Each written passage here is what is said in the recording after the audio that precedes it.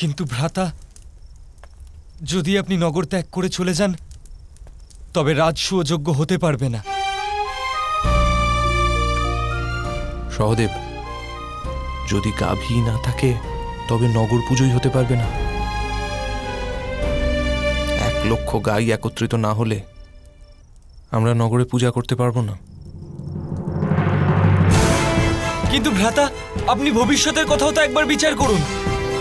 আপনি এত বৎসর একা কিভাবে কাটাবেন? আর তাহলে আপনার রক্ষণ ব্যতীত ইন্দ্রপ্রস্থের কি হবে ভ্রাতা?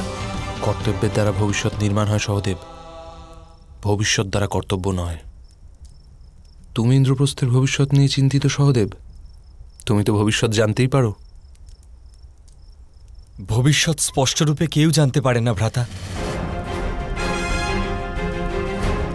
কিন্তু আমার পূর্বাভাস হচ্ছে যে ইন্দ্রপ্রস্থে শান্তি স্থাপন হতে বিলম্ব আছে।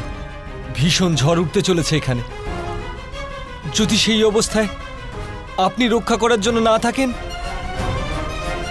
আপনি আমাকে যেতে দিন গাভীদের ফেরাতে। সহদেব, তক্ষক যে মায়াবী সহদেব, তোমার কাছে তো দিব্যাস্ত্রও নেই। তুমি তক্ষককে পরাজিত করতে পারবে না। এই কার্য আমাকেই করতে হবে।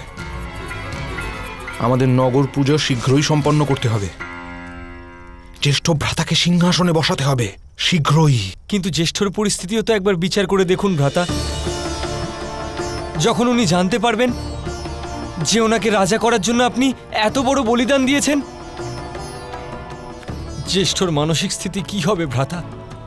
যদি আমরা 5 হতাম তবে বলিদান ওনার জন্য হতো, কিন্তু আমরা যে এক সহদেব, তাই আমার এই বলিদান স্বয়ং আমারই জন্য।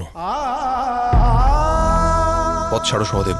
না ভ্রাতা, পাঞ্চালীর কক্ষ থেকে গান্ডীব ধনুক তো আমিই আনতে পারি। তপস্যা আমিই করব। জ্ঞানীজনরা বলেন ভোজনে পরমার্থ আর তপস্যায় স্বার্থ থাকে, তবেই শরীর আর মন সুস্থ থাকে। আজ আমাকে স্বার্থপর হতে দাও।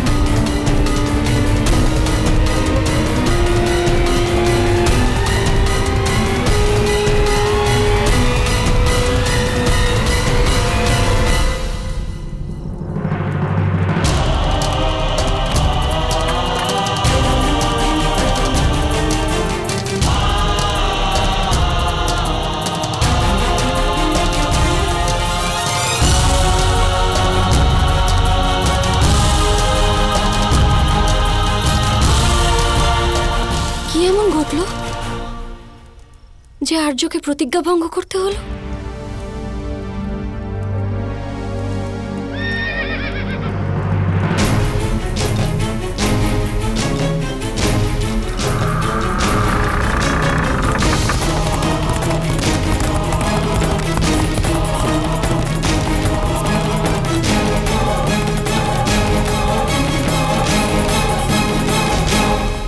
কি হয়েছে সহদেব? জ্যেষ্ঠ, তক্ষকনাগ হস্তিনাপুর থেকে আগত সমস্ত গাভী চুরি করে নিয়ে গেছে। ভ্রাতা অর্জুন তাদেরই ফেরাতে গেছেন। নকুল, সৈনিকদের বিষক্ষয় করতে হবে, নাগদের জাগাও। ভ্রাতা ভীম, ভ্রাতা অর্জুন বলে গেছেন আপনি দুর্গে সুরক্ষার ব্যবস্থা করুন। চলো নকুল। ভীম, আমিও তোমার সঙ্গে যাব।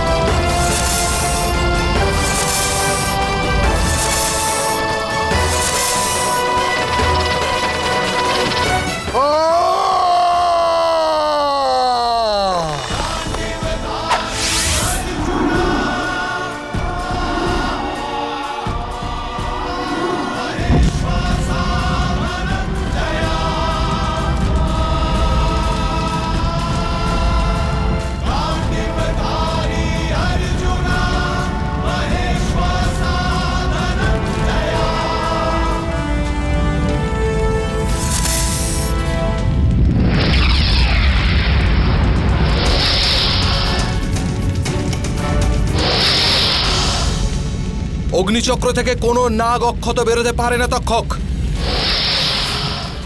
যদি তুমি আমার শরণাপন্ন হও তবে আমি অগ্নি নিভিয়ে দেব।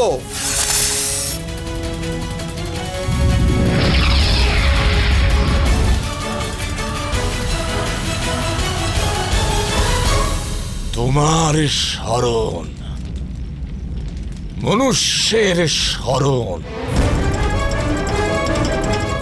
না। তীর চালাও পাণ্ডুপুত্র, হত্যা করো আমাকে। তা করতে পারি না। আমি নাগদের বধ না করার প্রতিজ্ঞা করেছি, কিন্তু যতক্ষণ তুমি ক্লান্ত হয়ে পরাজয় স্বীকার না করে নাও ততক্ষণ আমি যুদ্ধ থামাবো না।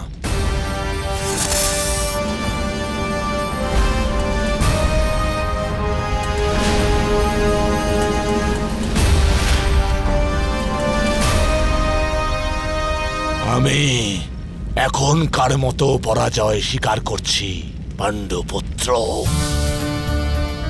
নিজের গাভী নিয়ে যাও, কিন্তু শত্রুতা সমাপ্ত হলো না। যদি আজ তুমি আমায় হত্যা না করো তবে স্মরণে রেখো, আমি আমার প্রতিশোধ নিতে অবশ্যই আসব। অবশ্যই আমি প্রতীক্ষা করব।